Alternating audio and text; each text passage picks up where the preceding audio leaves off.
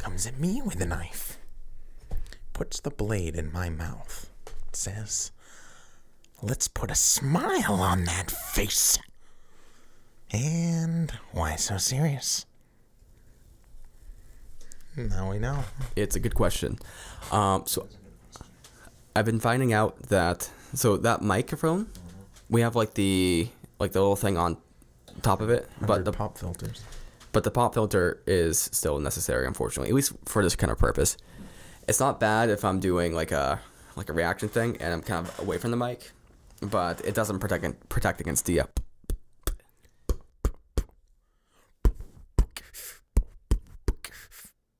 It's pretty deep.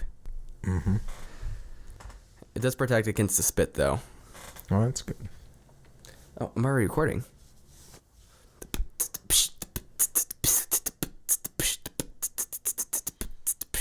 I did that Rick from Rick and Morty impression that one time, but I haven't been able to do it again since. See, that was my worry with this Joker impression, that you're going to do it now, and then next time you try to do it, it's like, I did it perfect that one time. Well, we at weren't least recording. now we have proof. Well, yeah, because I started recording. Mm-hmm.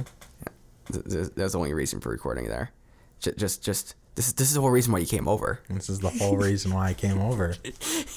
Yeah, you're right. It is.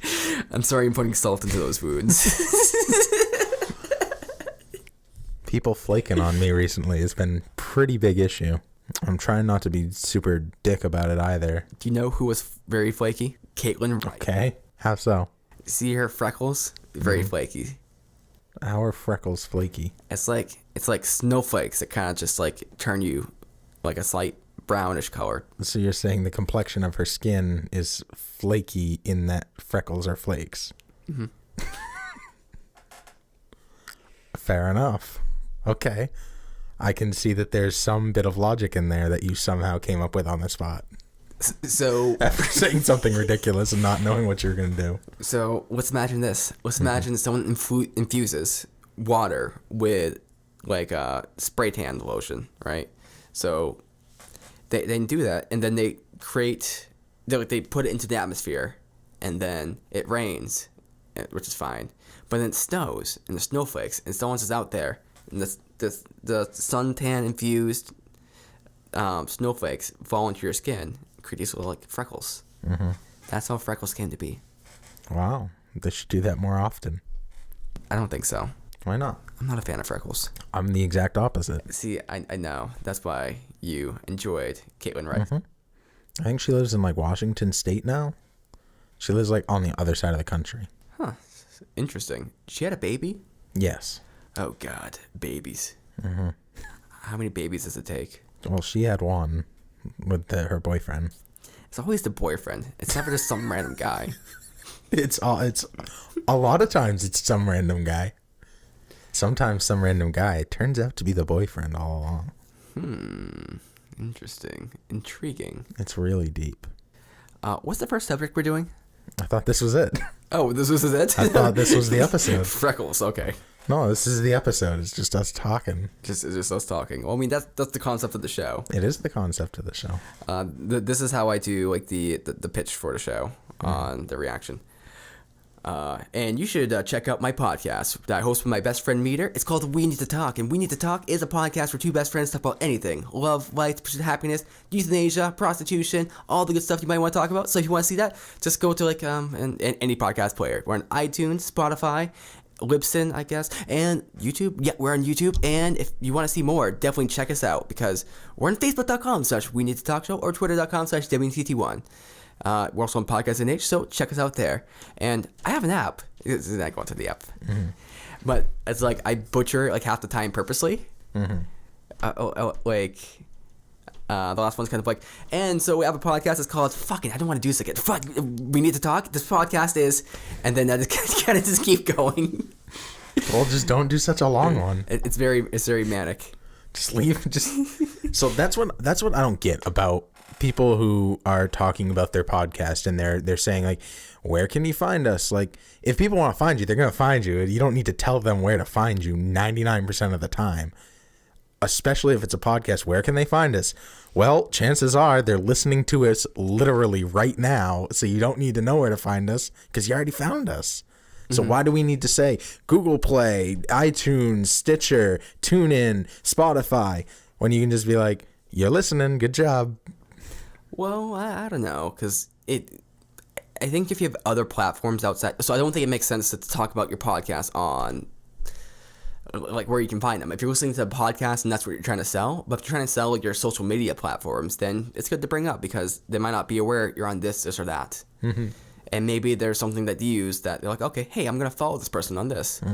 That's why everybody should just have a website domain that links to their Podcast NH website page that has all of the links right there.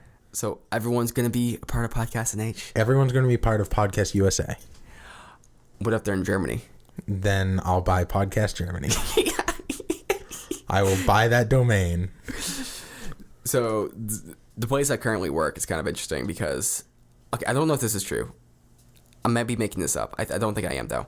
So we have locations all across the U.S., but then randomly actually this is the bank I currently use. It's a credit union. So they have locations all across New England, and for some reason they have a few locations in Germany. Why? How did they get in Germany? So I own podcastusa.org, and then I'll buy podcastnotusa.org. Oh, that'll be for everybody else. That's Podcast Not USA. See, that saves you any kind of hassle in the future because, let's say Podcast Afghanistan becomes a thing. Mm-hmm. They're just part of Podcast Not USA. Absolutely. You don't have to think about it. It's already there. I own Podcast NA, North America. Oh. And I own several of the provinces in Canada. Uzbekistan? That's not a real one. Damn it. But yes. Montreal? That's one, yep. I thought that was a city. Is that a city or is that a province? Yes. It's all those things. Oh. I know New Brunswick is a thing. Mm-hmm. They have a giant mall there where it's got like ships and stuff like that. You can buy a steamship? It won't. No, there's a ship you can like ride. It's like a theme park inside a mall. Oh. And it's like a pirate ship, and you can like go on roller coasters and stuff. Inside the pirate ship? Well, inside the mall, but the mall. The pirate ship is it is one of the attractions as well as a roller coaster. Those are two separate attractions. You get two separate attractions. Or is it a pirate ship roller coaster? I want to say that there's a mall inside the pirate ship. Wait, there's a mall inside the mall? Wait, okay, hold on. Stop. I want to say that, but I can't. 1, there's a big mall. Yeah. 2, there's a pirate ship within the mall. 3, there's a mall within the pirate ship within the mall. There's also a pirate ship within the mall within the pirate ship. Mallception. Oh, man. Mallshiption. But that's kind of what things are like in certain places because I've been to Baltimore before, and Baltimore is like the biggest place I've been to. I mean, I guess Boston's bigger, but Baltimore just had a lot going on with it, and there was this whole this whole mall strip that was there, and it was the most unusual thing because there's like the mall strip, but then there's like these malls within inside the mall. It was like to go to the mall, and the mall is this huge big complex. And then there's the mall within the mall, which is like another little thing. So it was kind of like very confusing. I don't understand how there can be a mall within a mall. So it's like it's like plazas might be the right term. Okay. So there's like the food court is all the food in one area, and then there's like the clothing area. But I feel like with a mall, it's like always like different things. Like you have a clothing store, and then a record store, and then a toy store, and then a Build-A-Bear, and then another clothes store. So there's separate buildings all kind of in the same area, and those different buildings had different stores inside of them, of course. But so in my perception, maybe this is wrong, I kind of saw the whole complex, like all the different buildings, as being the mall in general. But the mall had all these little malls inside of it. So that's usually called a strip mall when there's a bunch of buildings all next to each other. Like I don't know, there's one literally right there that has like the pizza place and the smoke shop and the convenience store. What I'm going to call this is the mall with a capital M. Versus the Lilac Mall, which used to exist and now I think it's pretty much dead. But that had like a bunch of things all within one building. There were sectioned off areas for each store within that building. it's a little confusing with kind of the businesses in this area because, like, I think overall, from what I can tell, the town, I think it's a town, I don't think it's a city, but the town's doing pretty good. But Rochester? Yeah. That's a city. It's a city? Yeah. This is a city? Yes. Okay. The city is doing pretty good, I think, in general, but there's a lot of businesses which are failing, but it's like more like businesses in this area are doing very well. Businesses in this other area are doing very poorly. Does it have to do with the type of business? I think a lot of what it has to do is, so there's a Walmart that opened up down a little bit downtown. It's a super Walmart. And then, so what started happening is now there's a new Market Basket over there. And then there's a Marshall's. And then there's a beauty store, shoe store. All these different things that open up down there. Now the alcohol store moved down there. They used to be down by the Lilac Mall, which used to be the kind of hopping spot. But now everything's kind of moved down there. So it's like, I think it's a matter of convenience because people don't want to be driving down to this part of town because there's not as much going on. Or everyone's going down to the Walmart. And then when they go to the Walmart, it's like, oh, let's check out this other store. Let's check out this other store. No one comes down here anymore or as much. So I don't think that the city is doing poorly overall, but there's a lot of businesses closing just because of locality. So it's more like a relocation than anything. Yeah. Even if it's a different type of store, like a Ben Franklin's closes and a Marshall's opens, like it's just a relocation, really. Yeah. One thing I don't get though. So actually, it's two things I don't get. Okay, there's two things in the world. Okay, I get this to some degree, but gas stations aren't doing very well. Okay. Because like certain gas stations are doing extremely well, like Cumberland Farms and other big ones, but a lot of these smaller kind of like independently run gas stations, they're not doing very well. But so I see like a lot of gas stations which are closed. The one thing I don't get though is how there's so many like barbershops, like so many people cutting hair and serving food. Because those are not very good businesses. I think the overhead costs for things like that are super, super minor. So, like, the amount of customers you need is very low in order to keep it running. It's a good point. Versus, like, you need the connections you would need and the upfront starting capital for, like, a gas station compared to a salon is, like, night and day. Yeah, it's not a bad point. And I suppose it's a skill-based profession, too. Hey everyone, it's Matt Zikoria from the Behavioral Observations Podcast. We provide stimulating talk for today's behavior analyst. But if you're not a behavior analyst, you don't even know what a behavior analyst is, well, that's okay, too, because we have lots of interesting things going on here at the podcast. We talk about all sorts of things related to behavioral sciences. So if you want to check it out and learn more about what this show is all about, you can go to Apple Podcasts, Spotify, and podcastnh.com. Thanks for checking it out. You know, I want to go off on a rant here since this is the rant episode where I have a theory about all this plastic, all of this. Everybody wants to switch away from plastic, right? And they're saying that there's all this litter and it doesn't biodegrade and all of that. My theory is that this is actually a government ploy to move us away from oil because you need oil in order to produce all of this plastic. So if we can create a substance that does not use the oil, we can become less dependent on foreign oil and create stuff within in-house instead. I mean, that sounds right. So my question is, how much of the science behind there's all this litter and we need to get rid of plastic because it doesn't biodegrade is based on science, and how much of it is based on political interest? Well, I mean, there's always a confluence there. I just don't get why, if that was the case, my inclination would be to be like, hey guys, like, we're using a lot of oil to make plastic. We should cut down on plastic because that will limit the amount of oil we're using, and we can probably find a cheaper option. Like, that sounds like a better argument to me that is going to be less controversial than saying, oh, it's for the environment because global warming and turtles choke on them. Well, a lot of people, so I think those arguments people use about the animals and stuff, they're more emotionally charged.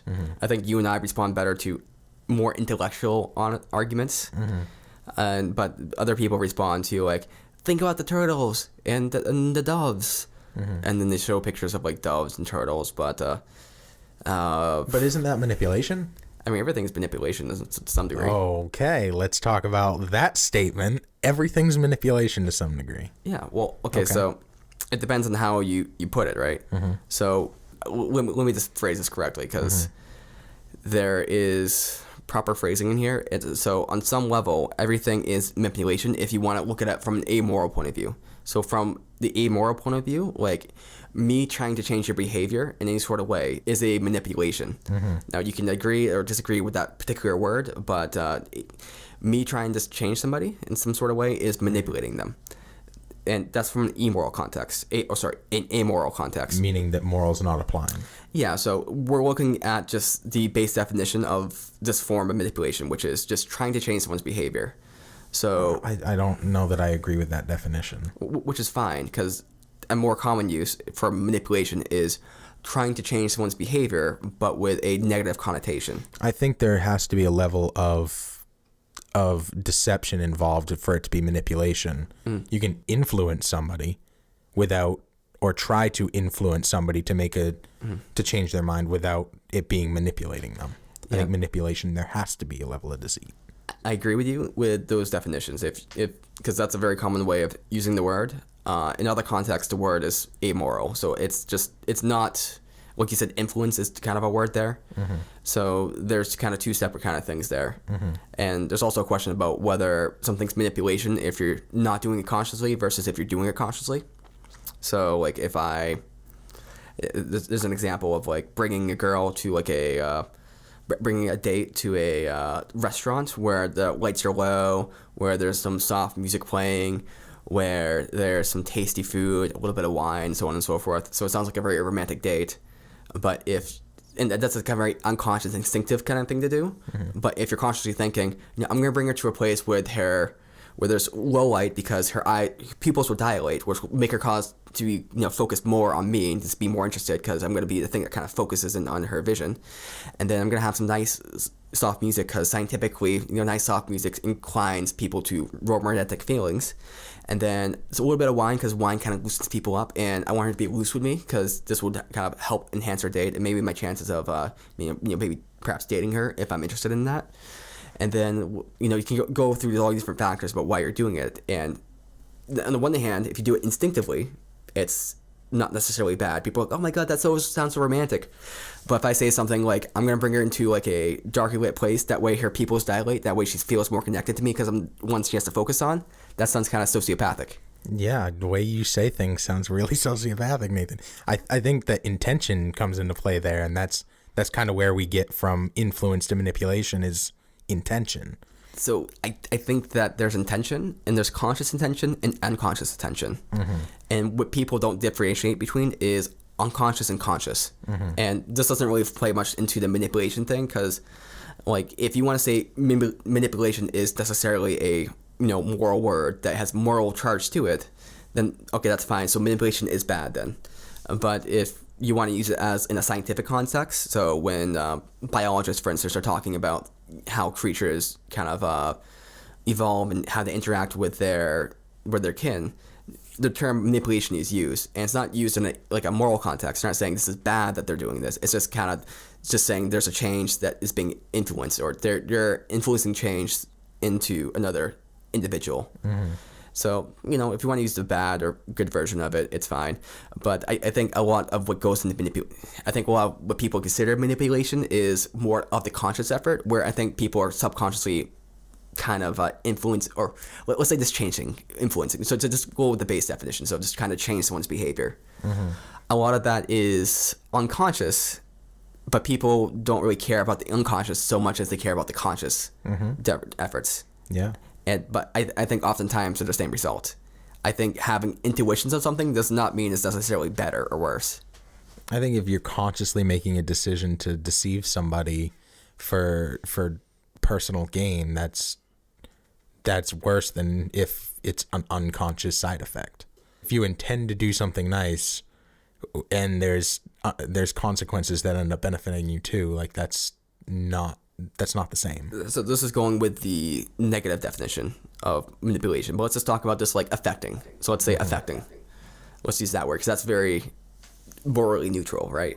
Okay. So if you're trying to affect someone in some way, be it for good or bad, doesn't matter if you're doing it consciously or unconsciously. Yes. Is there a difference? Yes. What's the difference there? The difference is in one sense so there's always a conscious level to everything. So I guess I don't understand where your differentiation comes in. So with the example of the person bringing out the person to for a date, right? So there's two scenarios there, and both scenarios are exactly the same, let's say. But what's different is the conscious intention. So in one instance, the person's very unconscious. They're creating all these kind of things because they know how this will affect them. They know, we'll say it's very romantic. It's very this. There's these internal processes which are kind of saying this is going to be this because of X, Y, and Z. This is the effect I'm going for, and this is the effect that will be occurring on this person. And people say, "Oh, that's so romantic. That's so lovely." But if someone goes over all the reasons why things are actually happening and is more deliberate about the choices, because i.e., low lighting because your pupils dilate. The other person's doing low lighting because, it's more romantic. They have like a general kind of idea, but they're not actually voicing the full reason why they do that. I guess what I'm seeing here is that you're thinking that the reason that they want to do something romantic is because it gives this outcome. That's the same outcome as if you thought it out and wrote it all down in the scientific method, the way that you're talking in scenario 2. I think that there are other reasons that you can want to do something romantic, such as it will bring happiness to the other person, and that is a reason that on a conscious level, if that's your reasoning, that is a better reasoning than thinking it out and having all of these reasons, like it pretty much is going to get me laid. I think the intention is all that matters. So I don't disagree. So I'm not disagreeing, but I'm saying that's not necessarily incompatible with the kind of low level explanations of things or low level kind of reasoning.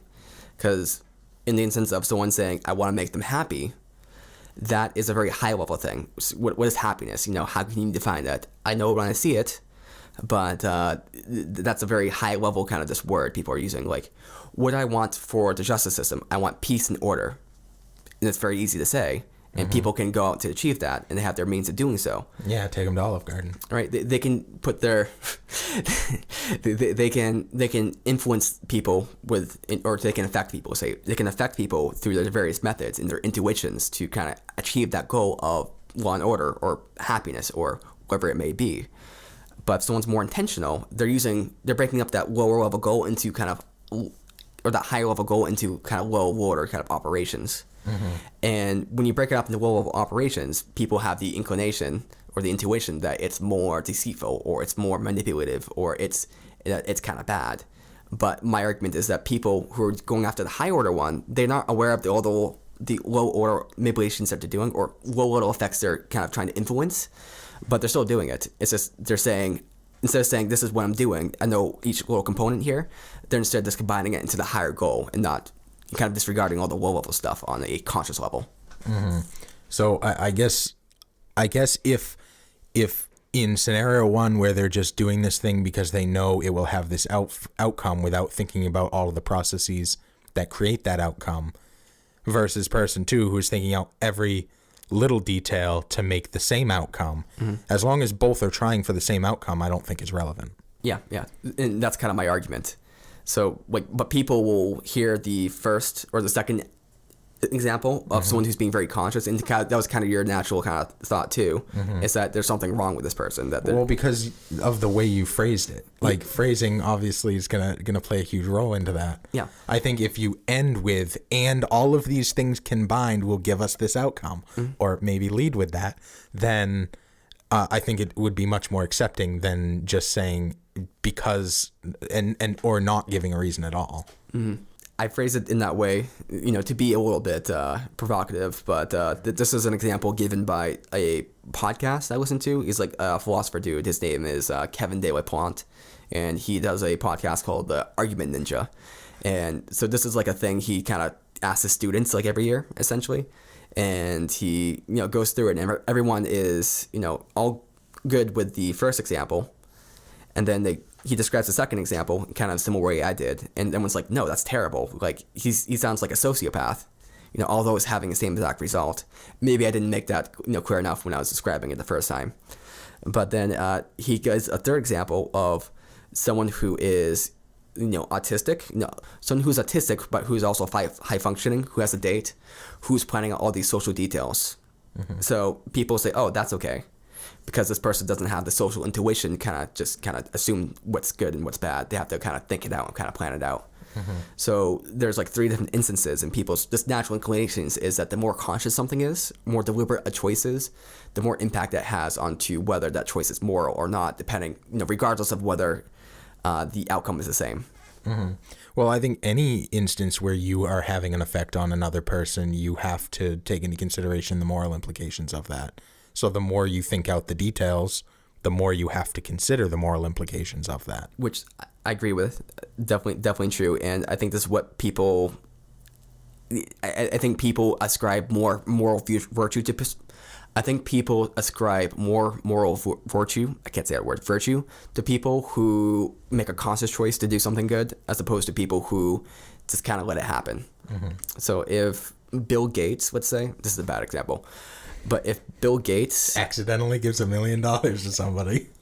If he gives $1 million away to someone for a tax write-off, he's making a conscious decision to decrease his taxes, people hate that. Mm-hmm. But if he's going to do it because he wants to help people and says this is to help people, mm-hmm. Maybe there's underlying financial implications, which he's kind of considering in his head. Mm-hmm. Maybe there's more to it. Maybe he just wants to help people. But regardless, people's perception of whether what he's doing is moral or not is dependent upon his intention. Mm-hmm. But I mean, there's other ways that he could do that, and there's an infinite amount of... there's other ways to reduce your taxes. There's other ways to take money off your books. There's a million charities that he could possibly give to. So I think that what should really be looked at is where that money's going. I think the reason is irrelevant, but I think where it goes is relevant.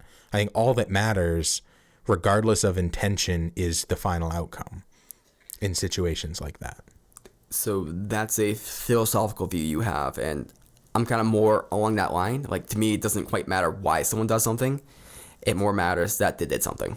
Well, I don't fully agree with that, no. What do you disagree with that? I disagree that it doesn't matter why somebody does something at all. I think intention definitely has a role. Like, give me an example of where, like, intention matters. Okay, so I wrongfully believe that if I slap you as hard as I can in the face, you're going to get $100. And I think that is something you would want. So I slap you in the face as hard as I can. The final outcome is that you have pain and no money. But my intention was to actually do something good for you. The outcome is I did something bad for you. I think that the intention in a situation like that matters more than the final outcome. My intention was to do good. The outcome wasn't good. Mm-hmm. I think there are other situations where the intention is irrelevant and that all that matters is the outcome. Mm-hmm. Yeah, I have to think about this a little bit more. I think that maybe we should continue this discussion next week in our episode. So, hey guys, tune in next week for part 2 of Just Talking. This episode is just us talking about stuff, random stuff. No subject. Next week, no subject. Well, I guess we're going to continue to talk about what we're talking about. But see us then. Hey, Pepin. Yo. Do you usually subscribe to entire podcasts, or do you look for specific topics? Well, I try using the search function on my podcast player on my phone. It doesn't work too well. Try using Google. Google, it's not really set up for it, so I honestly have trouble. Why don't you just use Listen Notes? Listen Notes? What's that? It's a search engine for podcasts that doesn't just search for the terms you're looking for in the title of the episode or the title of the podcast, but from inside the episode itself. Meaning if you're looking for a specific topic, you can find specific podcast episodes that are about that topic. You know, that sounds a lot easier than spending the hours and hours I have just trying to find the exact right keywords to actually get it to bring up the episode. I mean, usually I just get like a million how to start your own podcast articles. It's really annoying. So that sounds a lot better. Exactly. When you're looking for something to listen to, just go to listennotes.com, type in a topic you're interested in, and you'll get instant gratification, useful results. That's listennotes.com. Check it out now.